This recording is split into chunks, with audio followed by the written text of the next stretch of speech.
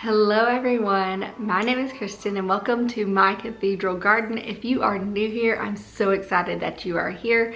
I am a homeschooling mama to 4 kids. I have a 5th grader, a 3rd grader, a 1st grader, and a 4-year-old this year.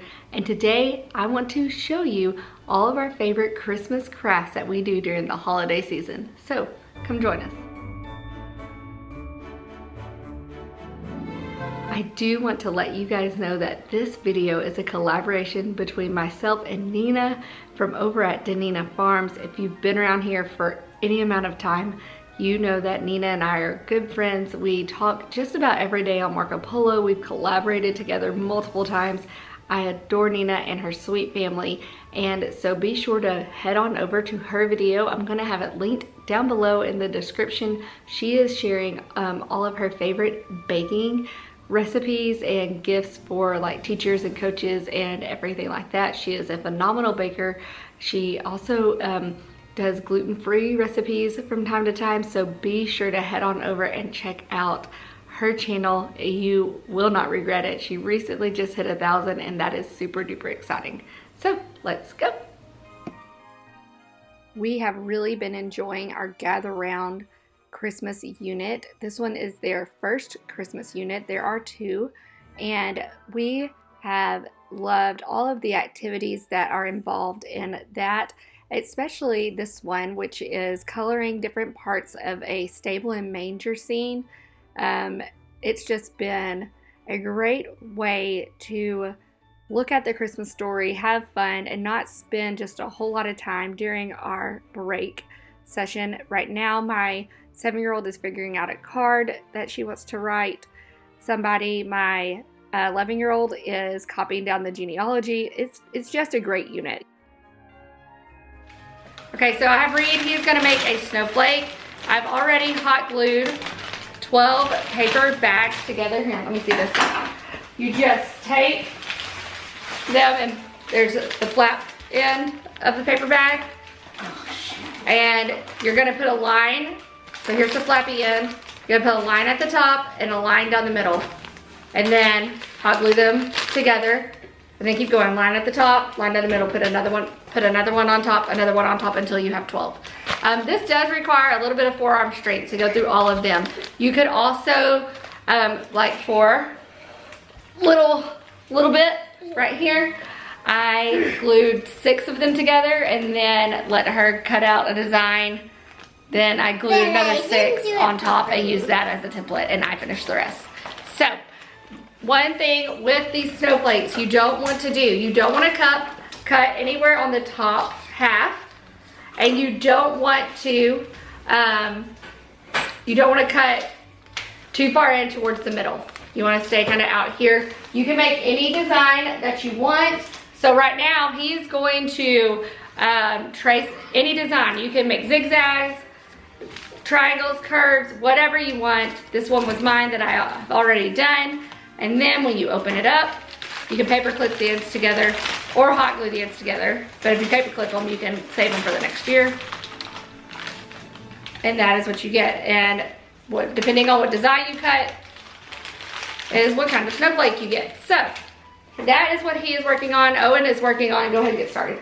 Owen is working on a ornament. Snowflake. Hallie Kate is working on a craft, and Karis and I are going to make Christmas Play-doh. All right, let's get going. Old habits die hard, and I had everybody in stations like any good elementary school teacher, and it really did help keep everybody's stuff where it needed to be and the messes to a minimum. Hallie Kate is making a button. There you go. Push it down, all down in there. Kind of hard, isn't it? Yeah. Look, just set it down. Set it down. Now look, baby girl. You gotta tuck this in and pull this around. See, just like this. I got it to the put and make it work. That little 4-year-old dancing cracks me up. I may have bitten off a bit more than I could chew, having 4 different projects going all at the same time. But eventually, we all do get still enough and working on enough on our own things that I am able to go with my 4-year-old across the kitchen, and we start making homemade Play-doh. So we're gonna put our flour, our salt, and our cream of tartar together. Okay. So we need 1 cup. This is 1 cup. So we need 1 cup of flour. Go ahead and pour it in that bucket. No, I don't need any help. I know you don't need any help. You gotta love the I can do it by myself mom stage, and that is definitely what we are in. Guys, this was the easiest Play-Doh recipe. I will link it down below, but it is just 1 cup of flour, 1/3 cup of salt, 2 teaspoons of cream of tartar sauce, and a cup of water, and 2 tablespoons of oil. You heat that all up and add in food coloring once it starts coming off the sides a little bit on medium high, medium heat. And then we also added in some essential oils just to make it smell good. And it was a really fun, really easy way to make some Play-Doh, do something different. I did not want to do gingerbread houses, so this is what we decided to go with instead, and it was the best idea.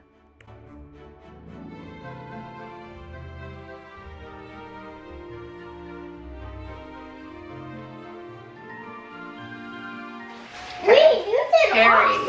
awesome.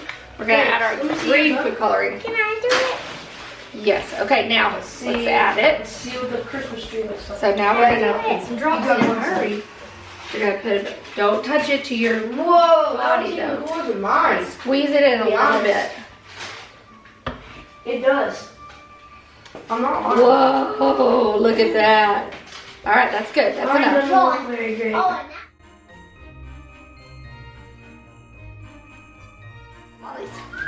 and that's guacamole, Mom. It looks like guacamole. This is actually really pretty green. Gary, Yeah, it looks like guacamole. looks like guacamole.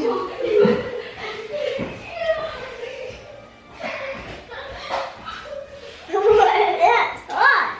It is very hot. Wow. Let's just put these 3 so we're not losing that. Whoa, that's cool. How do I see it? Okay. Is that cool, Paris? Whoa! So I can touch it? It's really hot right now. Why don't you wait for just a second? Once it starts becoming a ball, you can then lay it out on some wax paper on the counter, and I start kneading it just to incorporate the food coloring in a little bit more. I now grab our 7-year-old and we start making another batch, and she wants to make blue. So that was pretty simple, pretty easy. We followed the exact same recipe, and she has the best time.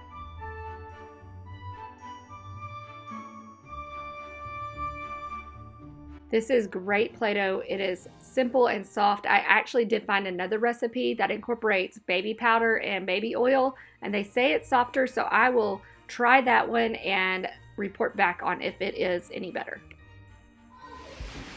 Okay, now let's go ahead and squeeze it in just a little bit at a time. You've got to make sure you're over it and it doesn't touch your clothes or mine. Cool, but I'm not stuck.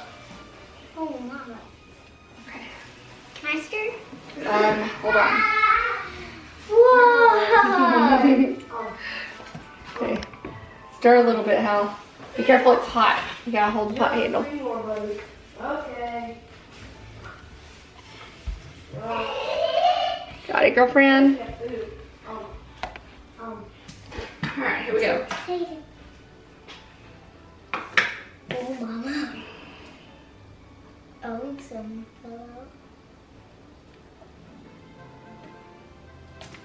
Whoa, that looks hot. It's very hot. I want to touch it, but I know I can't. Not yet. I can't even touch it yet.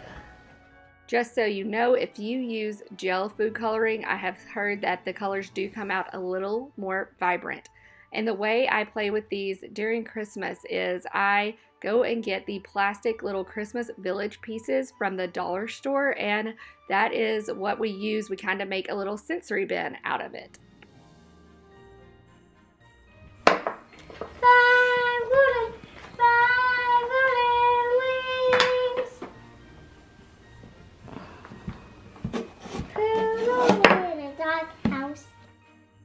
you can tell, our girls love this. It is one of my favorite activities that we do during the Christmas season. It is something that is so easy and so simple, and it is just a fun way to get them into the Christmas spirit and express themselves in just a way that keeps their minds and hands busy. There is one more Christmas craft I wanted to show you guys. I thought I had video of it. We actually did this with my niece and my nephew way back right after Thanksgiving, but I actually don't. So I'm just gonna show it to you and I'll explain how we did it. It's just a contact paper Christmas tree sun catcher. We made this. It's really easy. It was pretty cute. I will probably though end up laminating it because the contact paper is starting to come off of it just a little bit. But all you need is 2 pieces of construction paper, some tissue paper and contact paper, and a stick of glue. So what you do is you cut out a Christmas tree shape with like a frame, and then I would suggest using that Christmas tree, the original one that you cut out, as a template for the next page. So you're gonna cut out 2 Christmas trees, and then you're gonna tape, I put masking tape down with contact paper sticky side up onto our kitchen table. And I had kiddos, as I was cutting out and tracing Christmas trees, you might wanna do that in advance. It took a lot longer than I thought it would to get everybody's tree cut out.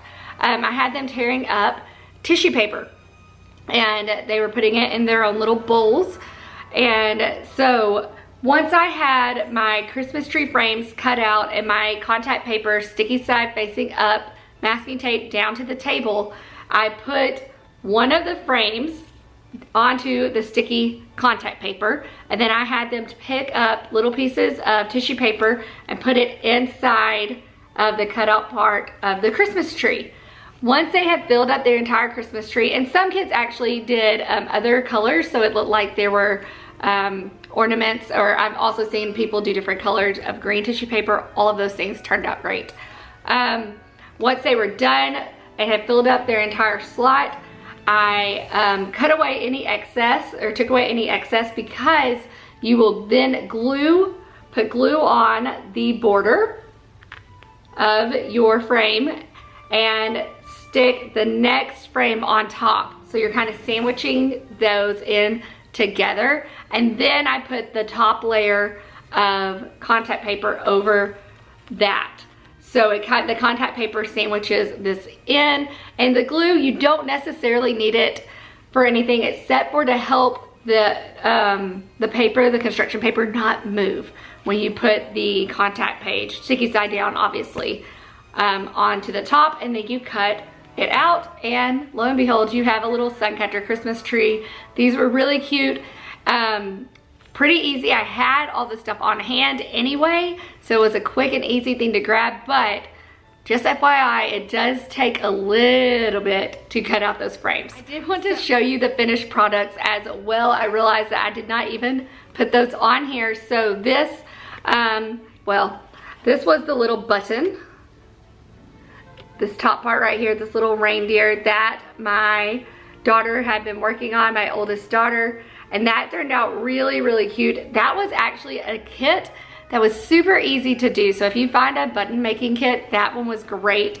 And then I just pinned it for my thumbnail picture. But this is just an ornament kit, a sticky ornament kit from Michael's.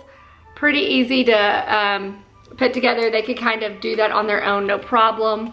And then you can tie a string through it, but it was just a cute little Christmas tree craft. And so I set my kids up in stations doing that while the 2 middles were doing that. This is actually my son's snowflake. See if it'll focus on that. So there it goes. This is his snowflake, and I did realize you really did not get a good picture of that. So this is what it ended up looking like when he was done with it. It actually turned out super good. And what I love about these is obviously no kid is gonna really come up with the exact same design. You can't mess it up. And it ends up looking totally different than another one, which was really neat. So that was how his ended up working out. And I thought it turned out really, really cute, as opposed to, here is mine. Let me pull that out for y'all. Here is the one I made. Once again, just doing different designs. So there's mine. Here's his. Thought those turned out really, really neat, really cool. These are easy. It does take a little bit of finger strength, forearm strength to cut them out. So keep that in mind. Or you can order even smaller bags, I think would maybe make it a little bit easier as well off of Amazon. I just went and picked these up from Walmart.